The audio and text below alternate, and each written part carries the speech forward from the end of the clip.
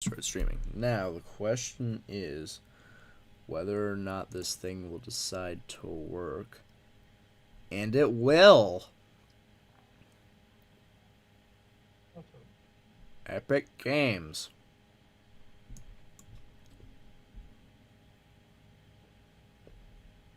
Epic Games. Okay, so I can hear it back.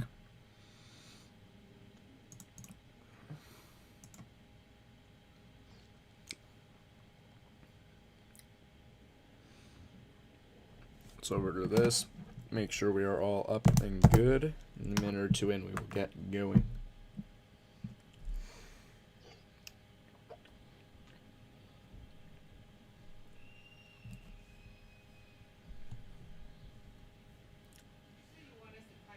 Crap.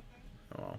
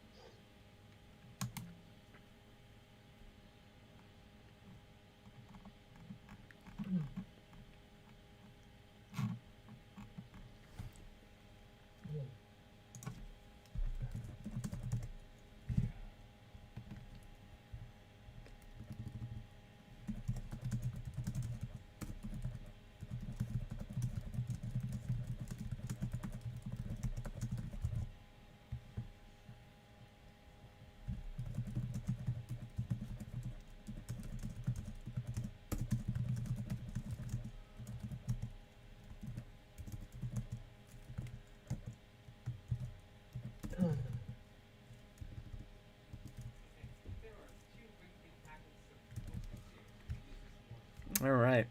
It appears that we are set, so I'm not going to hesitate. Let's get into this. Welcome back into another United Weather Network podcast focusing on the... Thank you, YouTube. Focusing on the pattern change that we were going to be undergoing over the next several weeks for really the majority of the country, granted, going from the southwest all the way up through the northeast, we're going to start to experience a big heat up. Really all across the country we have started to see signs of warming this season. All across the country it has been abnormally warm for most of the spring, at least most of what I would consider May and June so far. And regarding that, we are going to take a look as to what's going to be causing that and what's going to keep it. It's going to allow it to continue. So, I'm actually going to do is I'm going to pull up another tab of this. That. I'm going to do that. So, this is the newest model run of the GFS, and all of them have been very consistent on the heat up in terms of how drastic it is and in terms of where it lies across the country. So this is today, and this is tomorrow. You guys can see into the lower mid-90s for portions. See even 100 there, did I see? Yes, for South Dakota. Even topping out 100 there for most of the plains, as well as the East Coast. You're getting into the upper 80s, lower 90s. That's just this real start of it, though. It starts to get warmer up on the East Coast once again.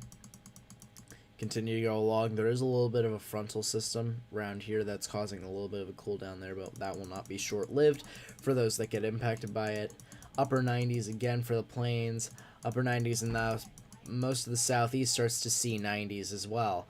So you can see even topping out in the low 100s for the panhandles of Oklahoma and Texas.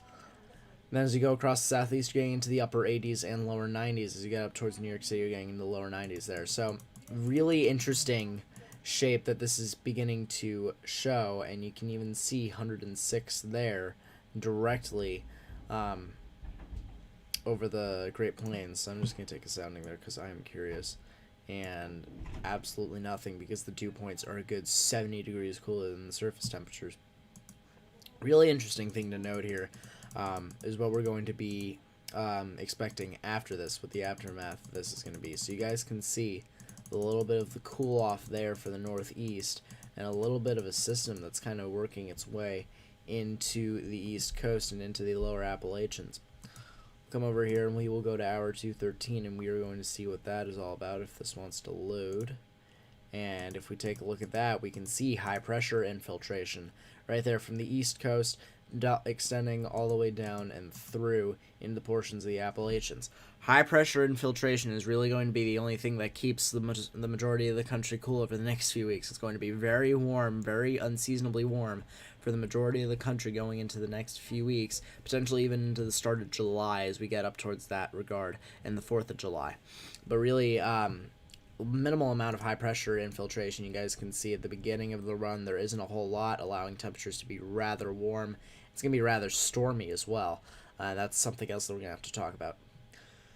High pressure infiltration there clears out, and then you get another one taking in from the north from Canada. So we will come over here and we will see what that is all about, and that's going to actually decrease surface temperatures by a little bit, a small margin, but temperatures really across the board are still going to be ranging into the 80s and 90s.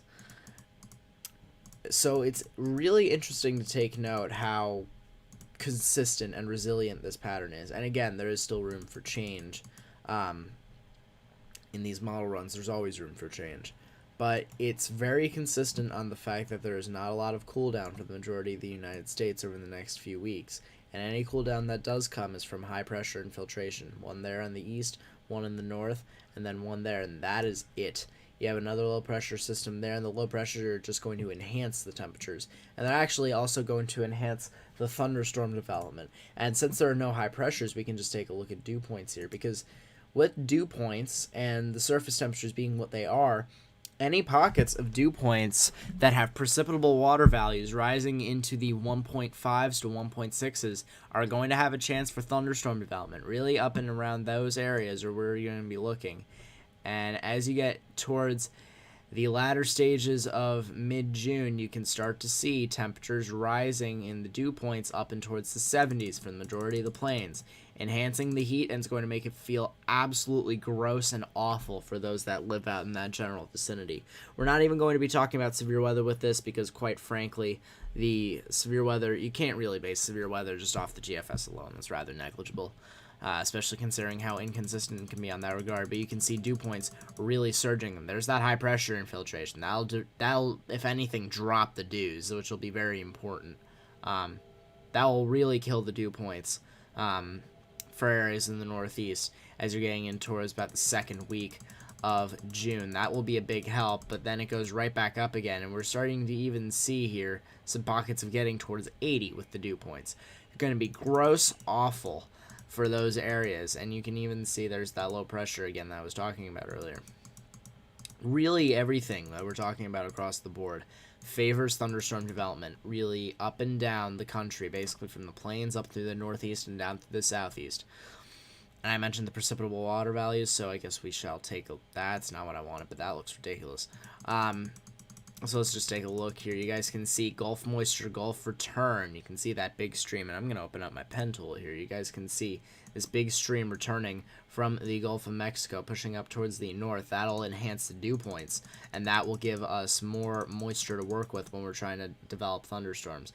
Even pockets of precipitable water of 2 extending into the northeast and mid-Atlantic states, which you almost never see, indicates the severity of this pattern and indicates the rarity as well. So that extends out, and that will expand, and then you have a little bit of a break there for if you're in the extreme northeast, but that doesn't last too long. So PWAT values there extending into the 2s, maybe even the lower to mid 2s. If you're talking about right up next to a, if you're talking about a combination of dew points and Gulf moisture return, you're going to be getting PWAT values into the mid 2s, and there you go, 2.52. Absolutely gross. And for context, we really aren't accustomed... That's a lovely sounding PWAT value. Yeah, saturation. For context, the country really just across the board doesn't see these warm kinds of temperatures. These warmer kinds of temperatures for most of the country until you get into like June, July, August. And granted, this is June, but July, August is really when you start to see it in full effect. This is early June, and we're already getting stuff like this, and we've been getting stuff like this. And we've had a lot of severe weather events across the board. Northeast, again, today had another event. There's forecast to have another event tomorrow that could even include the threat for a few tornadoes. Really up and down the board. PWAT values are going to be on the up. Moisture is going to suck. For anyone who really lives in the eastern half of the country, eastern 2/3 of the country, you need to be very aware of this. People that have heat sensitivity, you need to be very aware of this, and you need to be able to take your proper precautions when and if it becomes necessary. That is a cold front and a half. You guys can see that line extending from regions of Ontario. That's not what I wanted. From regions of Ontario all the way into portions of the Nebraska and Upper Great Plains region. But that's really what we're going to be looking at. And then PWAT values surge, and I, if I recall correctly, that was something tropical. Scroll out. Yeah, just a tad. A little bit of Gulf moisture there. So that's going to be very important to note. It's going to be really interesting to start to transition into this pattern. What does it bring for severe weather? What does it bring in terms of overall... It'll be interesting to see how it compares to the almanac, because I don't think anyone was expecting this year, quite frankly.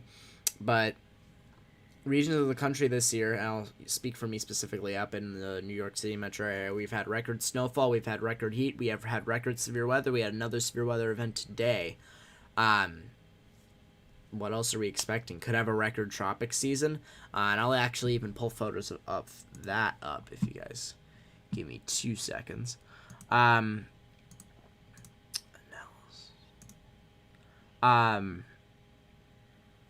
that's really what we're going to be expecting for the next while. Actually, just drag and drop this if I find it.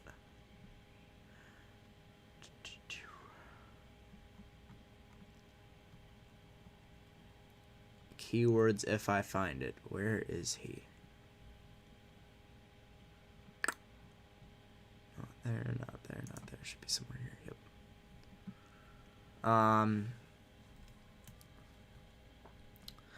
But yeah, but here, I will actually just pull this up here, and we're just going to take a look at this here. So, can SIPs, bulk shear contours, notice how it is down for the majority of the Caribbean, all the way up through the East Coast. Notice how that is down. Shear usually hinders tropical storms. Sea surface temperature anomaly. Notice how it is up, really across the board, extending all the way up through the East Coast. That enhances tropical development. Zonal wind anomaly. Wind and shear hinders tropical cyclones. Notice how it is down for the East Coast and vicinity, and particularly down here by the Southern Caribbean and Southern MDR. Notice how the pattern also does not favor too much of a high pressure presence. So storms really are just going to have their way as they move up. Starting from here, they're really just going to have their way as they move up into here. If you can get a little bit of blocking here, Northeast is going to have a problem, particularly in New York City metropolitan area. If we can get another situation like that, we're going to be talking about Sandy all over again. We could take a look at the El Nino, the Nina index, and we were talking about a La Nina a few months ago at this point. That has since changed. Has been on the up and up, and now we may even be talking about potential El Reno. That's a tornado. That is not a ocean index. Good Lord. Could be talking about potential El Nino this season, which would be a problem. And here you go, wind anomaly. Look at all of this. Good 15 knots down as to what the average would be. That pocket in the Northeast up there as well. Really, all across the board, there's going to be little to no hindrance on any kind of tropical stuff that can develop up and around that region. This is bulk shear. You can notice down here in the Gulf of Mexico, down here up in the Northeast, all associated with the flow, down here up towards Bermuda. A little bit up here in the Caribbean, but that's to be expected with some zonal flow. That's not what I wanted. And then you can see the precip anomaly. you can see there's some more expected to be up here. So that can mean that tropical cyclones are expected to be up here. Of course, the southeast is going to go insane, but you can expect some weaker tropical cyclones to start to form here, push off towards the north and west, and then eventually they start to gain precip as you get towards here. That would form your tropical cyclone, and that would form your hurricane and potential impacts to land. Very, very, very important. I just realized I covered the tropics, what I was meaning to say.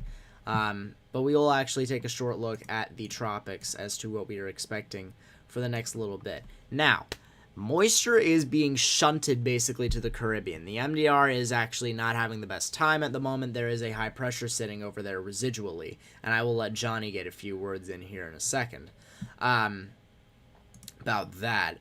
But if you take a look here, and I'll drop down to the East Atlantic here, you guys can see how there is not a whole lot. I am not looking at the right run. You guys can see how there is not a whole lot really expected to develop. You can see the showers that come off the coast of Africa just eventually die because that high pressure is sitting there and really just canceling it out. So nothing is really going to push towards the west from here for the first little bit. However, get towards the Caribbean, all of the moisture has basically been shunted into this general vicinity. And once this loads, I will be able to show that.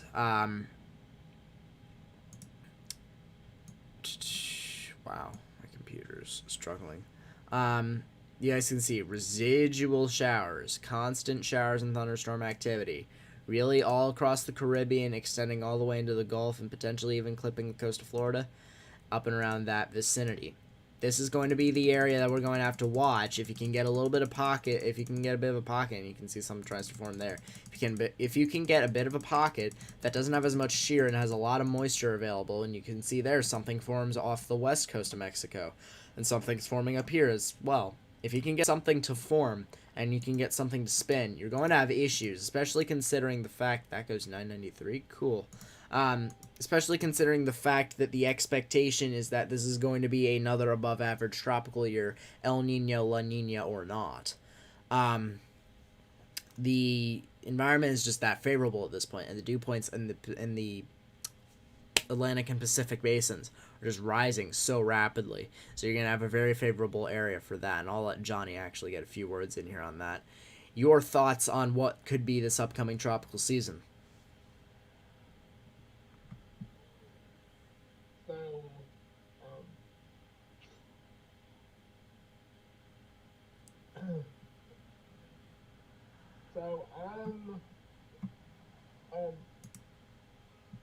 So I think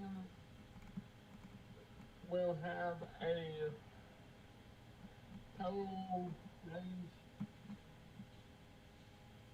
between 15 and 28 total our total systems, and up to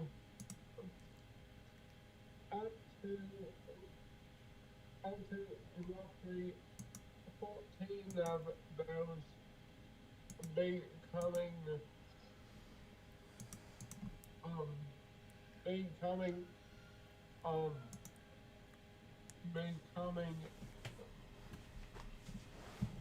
hurricanes,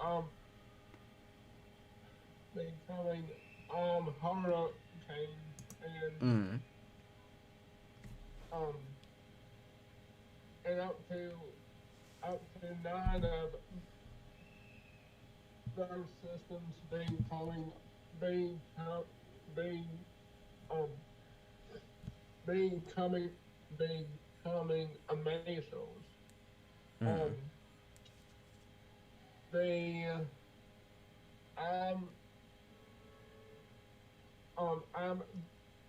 I'm very concerned about the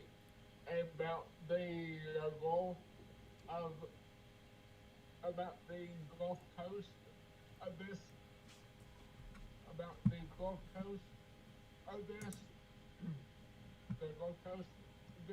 season, and Um,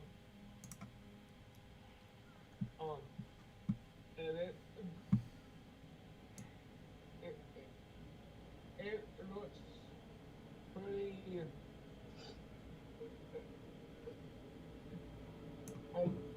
it's looking like a pretty rough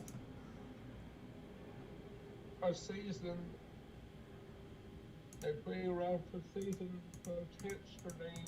I want potentially. I want to say again. Mm-hmm.